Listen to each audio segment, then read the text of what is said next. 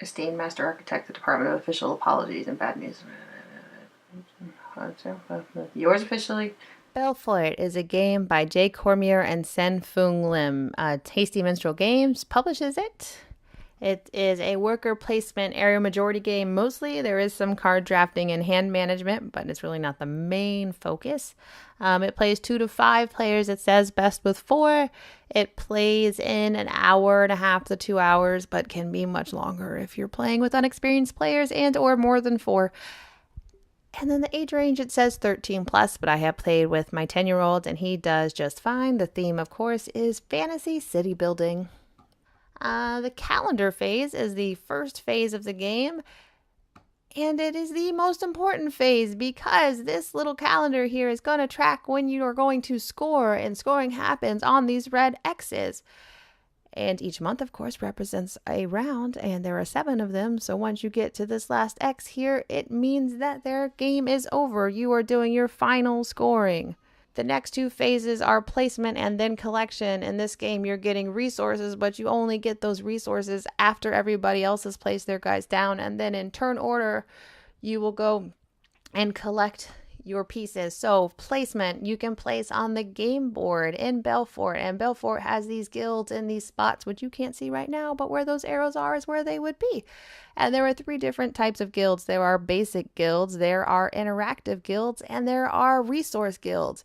Basic guilds let you do something more awesome than normal. For example, normally you can only buy 1 building, but the Librarians Guild lets you look at 3 cards instead of just 1 and keep 2 of them.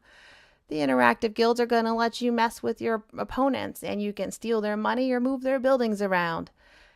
Resource guilds do just that. They give you resources. To get into any of these guilds, it will cost you 1 gold coin, unless, of course, you control that building, which you can do by building the guild. And you can also build your own buildings, and if you own your own buildings, you can place your guys on there. Some of the buildings will make you pay to use them, and some of them you need to have a gnome to be able to activate. But it's an ability that is only available there for you. And then we have this resource board. Once you can't go in Belfort or on your buildings because you have no money or you just don't need those things, which of course you always will.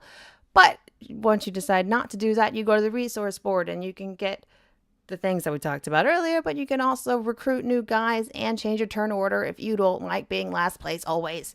So to go to get wood, you can only use elves actually. So a master elf will get you 2 pieces of wood instead of 1 piece, and whoever has majority in each of the resource areas will get an extra piece. If there's a tie, nobody gets extra. They just get whatever their number of workers are.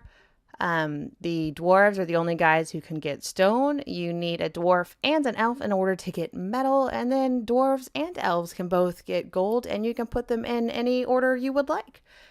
Then down here on the bottom area, you can recruit workers, and you can recruit elves or dwarves. It's going to cost you 2 gold. Doesn't matter which one you're going for, but if you put an elf in line, you are going to get an elf back. If you put a dwarf in line, you're going to get a dwarf back. So that's important. I always forget that. But anyway, you can also change your position.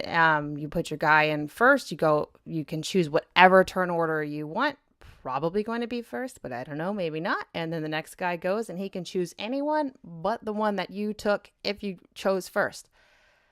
And once everybody has done this, because you go to the resource board, like I said, when you passed. And so once everybody is in the resource board, we start collecting from left to right. So we'll go over the top row, then we'll do the bottom row, which will bring us to collect income and taxes. Some of your buildings in the top right-hand corner have a gold coin.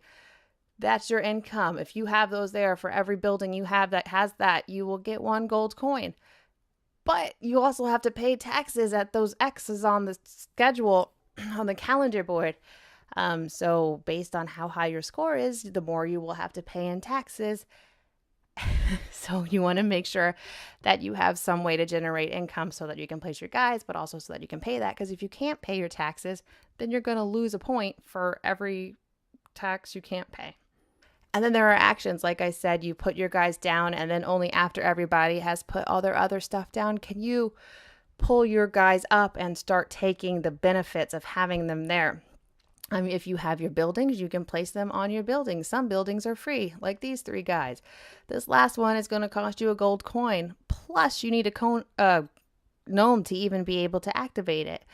You can also go in the guilds in the city. Like I said before, you need to have a gold coin to go in there unless you own the guild because you built it. You can build buildings. And the nice thing about your player mat is it tells you what each building needs for all the resources. Those are everything you can build in the game. And I think that's pretty handy.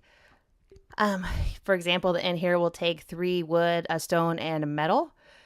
You also get the cards at the beginning of the game. You get some building cards and you have the ability to buy them, which I'll get to in just a moment. You can also build guilds. The buildings will all have variable resource requirements. All the buildings of the same type will be the same, but all the different buildings will have different things.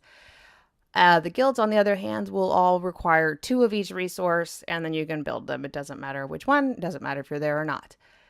So once you do that, if I'm like, hey, I'm going to build the keep, once I built it, I put my 2 little buildings on any keep in the Belfort there, and now it's mine, and that's good for district majority, which we'll get to when we talk about scoring.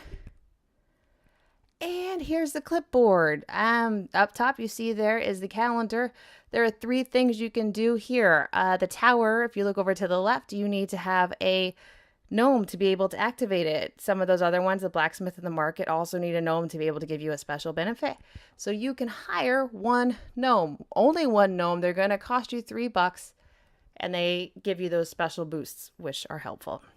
Obviously, you can visit the trading post 1 time. You can buy or you can sell 1 time. Then the last thing you can do is buy 1 property. But this is the last thing you can do. There will be a face down stack and you can buy from there, and it's 1 gold, and there will be 3 cards face up to the right of this clipboard. Those will all be 1 also, but obviously you get to see what they are, so that's helpful. And then finally we have scoring. Once we hit these red X's here, it is time to score, and we will be scoring majorities. In Belfort here, it is 5 identical pieces of the board, and inside of those pieces, you will be placing your buildings like I showed you earlier, and whoever has majority will get 5 points. Here, purple would get 5, green would get 3. If there was a third player, they would get 1. Actually, they wouldn't because they're not in there, and then they'd be tied, and then they wouldn't get any points. But anyway, and then those workers that you have, you will count up all the workers of the elves that you have. Whoever has the most gets 3. Whoever has the most dwarves gets 3. So forth and so on. And that's the only scoring there is. There is no gold. There is no unused resources. There is no building cards. Only area majority or people majority, I don't know what that's called, will get you points. And that's Belfort, basically. There's a couple other things that are kooky, but, that's what rule books are for. I'm going to take a quick break, and I'll get back to you about what I think about Belfort. I'm going to be honest. 2 years ago, I didn't want to play this game. I saw the art. I was like, there's no way I'm doing that mess. I really regret not doing that. I'm glad I have found the errors of my ways and now know that great art can go with great game mechanics and be just as Euro-y and thinky as the next bland trading in the Mediterranean game. I've played it with 3 and it feels good for time. I played it with 4 and it feels good for majority purposes. So it really just depends, but I would definitely recommend playing this game and picking it up if it is something that you think you can do. So enjoy gaming.